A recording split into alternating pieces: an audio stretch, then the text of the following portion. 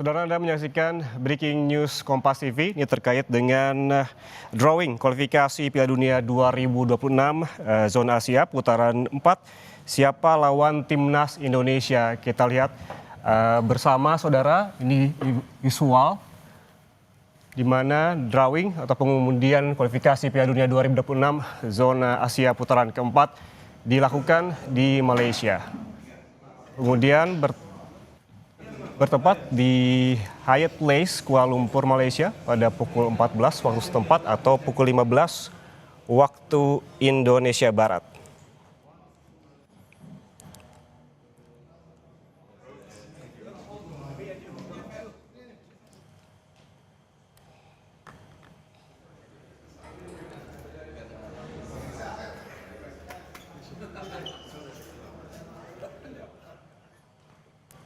Ya, saudara, kita lihat bersama ini merupakan undian kualifikasi di mana hasil drawing kualifikasi Piala Dunia 2026 zona Asia putaran 4 disebutkan bahwa di drawing putaran 4 kualifikasi Piala Dunia 2026 zona Asia ini digelar di AFC House Kuala Lumpur, Malaysia pada 17 Juli ataupun hari ini, di mana Indonesia berada satu grup dengan Arab Saudi dan juga Irak. Arab Saudi bertindak sebagai tuan rumah.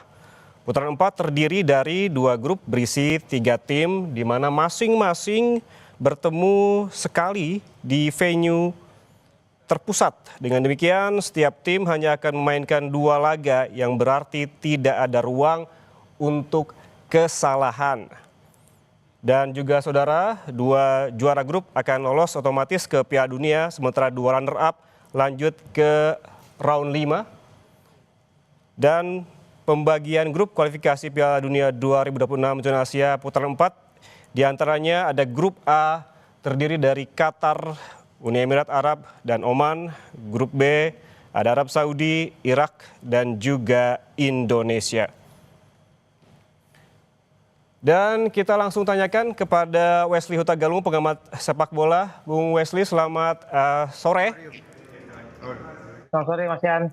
Bung Wesley, kita lihat bagaimana hasil dari pengundian dari putaran keempat kualifikasi Piala Dunia 2026. Anda melihatnya seperti apa? Indonesia berada di grup B bersama Arab Saudi dan juga Irak. Ada plus minusnya ya, Mas Yan. Pertama, kita terhindar dari Qatar yang saat ini menjadi salah satu kekuatan yang membangun lah sepak bola di Asia dengan segala kekuatan kehebatan finansial mereka. Hanya kemudian sisi negatifnya kita bertemu dengan Irak yang sulit sekali kita kalahkan belakangan ini. Bahkan di putaran sebelumnya kan kita kalah juga home and away.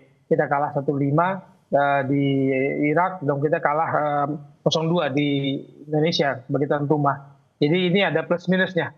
Kita bertemu dengan 2 tim. Satu lagi kita bisa bicara Arab Saudi dan sebagai tuan rumah ya pasti punya keunggulan, punya apa ya, saya bilang semangat lebih dan keuntungan sebagai penyelenggara dengan lapangan dan situasi dan udara cuacanya itu memang menjadi sebuah keuntungan bagi setiap tuan rumah. Kalau kita melihat kansnya begitu, Indonesia tentunya pernah dan juga berlaga baik kandang maupun tandang bersama Arab Saudi dan juga Irak begitu. Anda melihat kansnya seperti apa ke depan? Sebenarnya kalau tim ini nggak ganggu-ganggu bongkar-bongkar pemain ya, Mas Yan. Biasa punya waktu yang cukup untuk pemanasan. Para pelatih juga bisa meramu taktikal yang baik karena kita menghadapi 2 tim yang bisa dibilang gaya bermainnya sama ya, Arab Saudi dan Irak dengan kekuatan sepak bola Timur Tengah. Jangan diganggu-ganggu lagi fondasi dan kerangka tim. Kita masih punya peluang, setidaknya kita bisa mengalahkan Arab Saudi. Kita bisa menahan Arab Saudi di kandang mereka di putaran pertama kemarin, lalu kalah dan menang 2-0 di Jakarta. Ya persoalannya memang kita sulit menghadapi Irak, tapi Irak juga di grup sebelah kan juga nggak kuat-kuat banget gitu loh. Mereka bisa kalah juga oleh tim lain. Jadi harusnya dengan persiapan yang lebih matang, saya pikir ada peluang lah bagi kita. Paling tidak bagi saya adalah meraih peringkat runner up kalau tidak bisa menjuarai grup. Ya, seperti Anda sebutkan bahwa jangan diganggu-ganggu lagi terkait dengan skema permainan timnas Indonesia. Tapi kita ketahui bahwa memang selalu ada terobosan dan juga pergantian pemain begitu kelihatan ketika timnas melawan tim-tim di kualifikasi Piala Dunia ini. Anda melihatnya seperti apa? Apakah memang sesungguhnya perlu mempertahankan skema ataupun taktik yang sekarang telah dilakukan sebelumnya, ataukah memang perlu juga ada terobosan lain?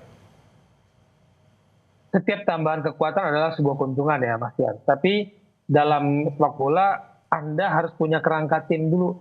Penambahan pemain baru itu bisa menjadi penguat ya. Bukan kemudian kerangka ini berubah lagi setiap ada pemain baru, nanti tambah lagi pemain naturalisasi, tambah lagi diaspora, bongkar lagi gitu.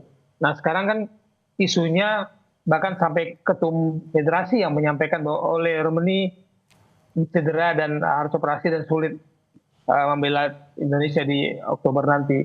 Ini ada sebuah ketakutan bagi saya, atau narasi komunikasinya, bahkan seorang ketum federasi menyampaikan kondisi pemain yang cedera itu kan sebuah wujud kekhawatiran kita. Nah, kalau ada tambahan lagi 2 atau 4 lagi pemain dari diaspora, naturalisasi, ini pasti akan menyulitkan Patrick Kluivert dan timnya, karena tidak ada waktu untuk melakukan pertandingan uji coba, membangun chemistry di antara mereka. Yang sekarang aja masih terus cari-cari chemistry kan, karena nambah lagi orang baru.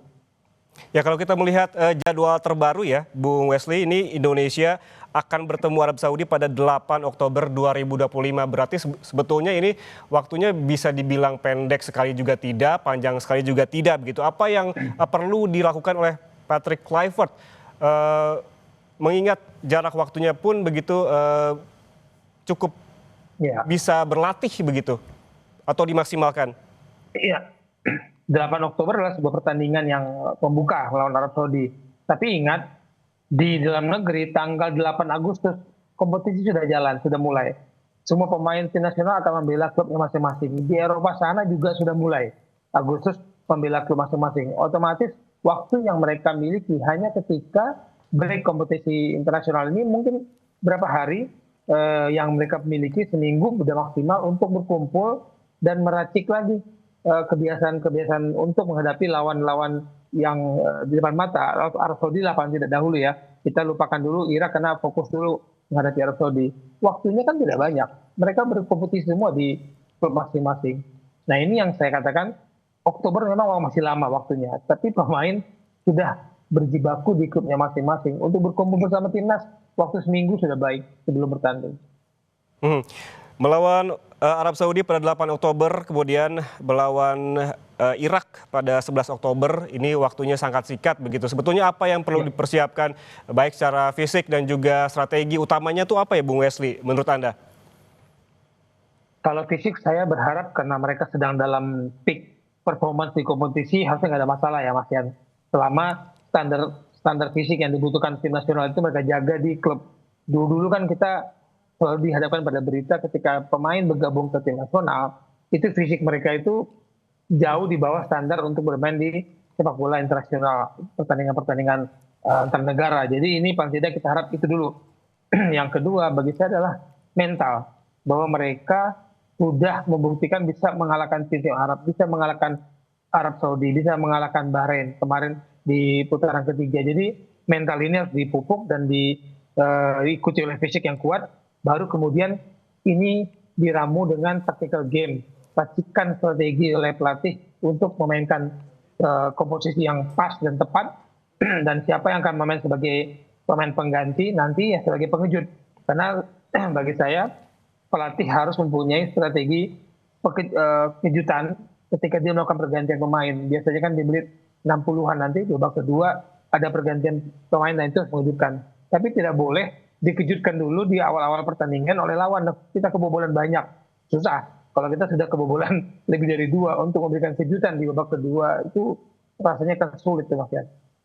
Ya, kalau kita melihat gaya permainan dari Arab Saudi begitu yang agresif dan juga terus menyerang begitu, apa idealnya yang perlu dilakukan oleh timnas Indonesia? Apakah mengimbangi dengan bertahan atau sama-sama agresif juga menyerang, Bung Wesley? Bermain menyerang, bertahan pasti ada pilihan-pilihan dan konsekuensi yang dilakukan oleh para pelatih. Cuman kalau melihat gaya bermain era Patrick Kluivert dan era Sintayong kan ada perubahan. Nah, di era Patrick Kluivert mencoba menguasai bola bermain dari tengah dan sedikit kalau saya katakan mengurangi daya ledak kita di sisi kiri kanan sayap-sayap. Kita kan terkenal, pemain Indonesia itu terkenal dengan cepat. Nah, bagi saya ada baiknya bila Patrick Kluivert dan Alex Pastoor dan tim pelatih itu bisa mencari komposisi yang pas, yang ideal, karena menghadapi Arab Saudi mereka pasti memainkan bola-bola silang, bola jauh ke dalam garis pertahanan kita, dan bola-bola silang itu berkali-kali terjadi dan itu selalu merepotkan kita. Saya harap tim pelatih sudah punya anti teori untuk mengantisipasi bola-bola silang yang akan sering terjadi di garis pertahanan kita. Ya, menurut Anda dari jajaran pemain timnas Indonesia, siapa yang menjadi pemain kunci begitu nanti yang akan menghadapi Arab Saudi? Pasti pemain belakang akan jadi kunci karena saya yakin akan mendapat gempuran yang bertubi-tubi. Jadi entah itu kiper kita siapa, Martin Paska, kemudian di depannya ada Jaites, itu menjadi kunci bagi pertahanan. Dan kemudian di lini tengah saya pikir adalah resiko kalau mengubah-ubah lagi komposisi tim nasional Indonesia di lini tengah dan belakang. Kalau depan saya pikir kemarin ketika kita oleh Romani cedera, ada Ranar Romangun yang sebelumnya cedera, semoga sudah pulih. Nah, ini juga kita berharap pemain-pemain kita yang dipilih nanti punya kecepatan seperti Marcelino atau mungkin Ricky Kambuaya, itu bisa menampilkan kemampuan terbaiknya.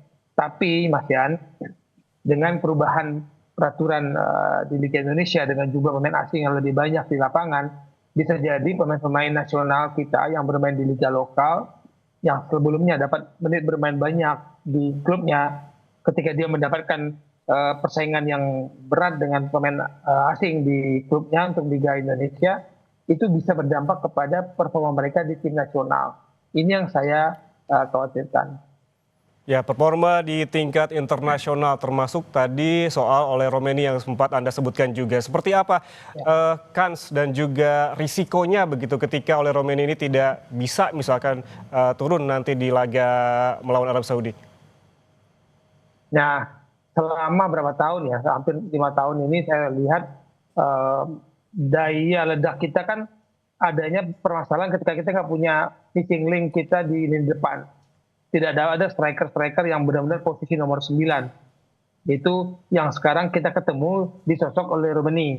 Nah, ketika oleh Romeni cedera, harus ada lagi perubahan tactical game-nya. Apakah Ragnar yang bermain seperti itu, ataukah Rafael Struijk yang bermain sebagai pendamping, mungkin Marcelino jadi 3. Tapi saya yakin para pelatih sudah mempunyai komposisi yang plan B ya, ketika oleh Romeni tidak bisa bermain. Kalau benar tidak bisa bermain.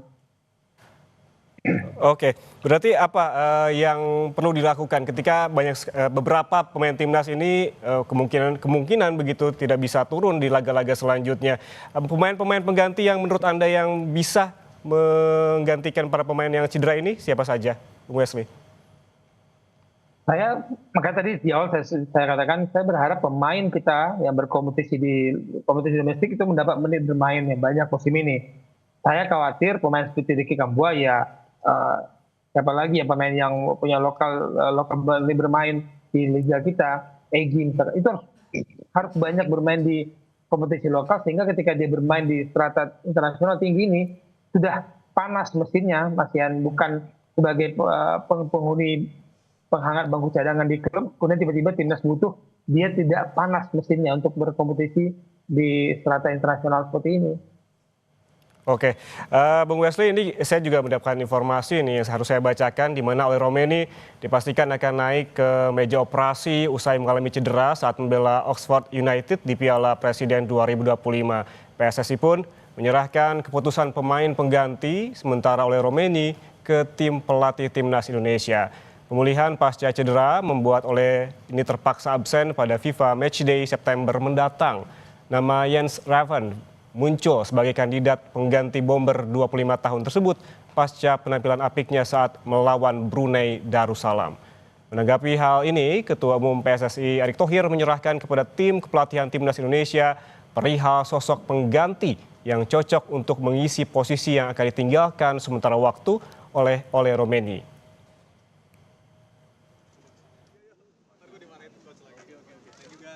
nanti yang memutuskan ya tim kepelatihan. Strata kepelatihan sudah terjadi, sudah ada Coach Patrick, sudah ada Gerald, ada Frank, ada Coach Nova, ada Simon di sebelah kanan sebagai tentu scouting, lalu juga ada technical advisor dari Jordi.